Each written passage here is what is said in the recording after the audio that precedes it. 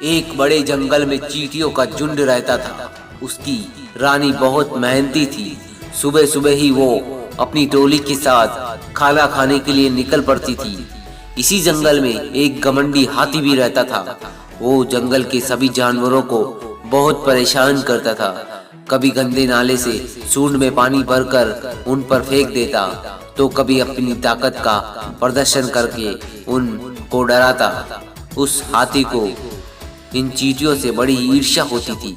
वो जब भी उन्हें देखता तो अपने पैरों से कुचल देता।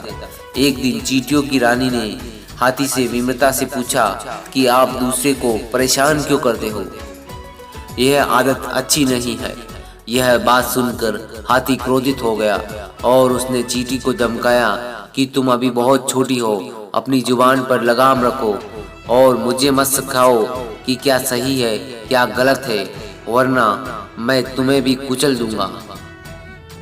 यह बात सुन चींटी बहुत निराश हुई, लेकिन उसने मन ही मन में हाथी को सबक सिखाने की ठान ली।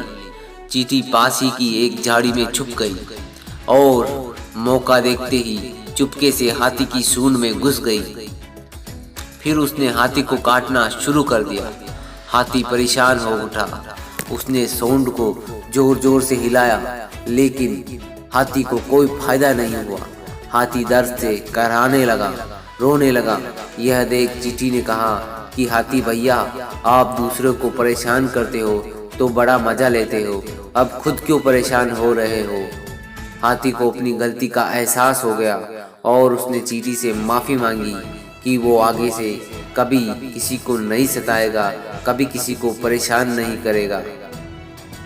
चींटी को उस पर दया आ गई और वो बाहर आकर बोली कि कभी किसी को छोटा और कमजोर नहीं समझना चाहिए। यह सुन हाथी बोला कि मुझे सबक मिल गया है, मुझे अच्छी सीख दी तुमने। अब हम सब मिलकर रहेंगे और कभी किसी को परेशान नहीं करेंगे और कोई भी किसी को परेशान नहीं करेगा। इस कहानी से हमें दोस्तों यही सीख मिलती है कि घमंडी का सिर सदा नीचे होता है। कभी किसी को कमजोर और छोटा न समझे।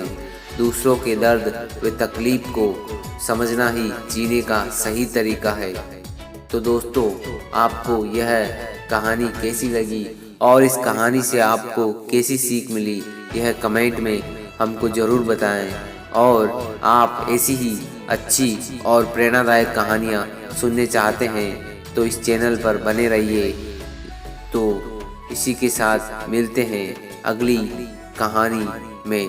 तो दोस्तों, धन्यवाद, बाय बाय।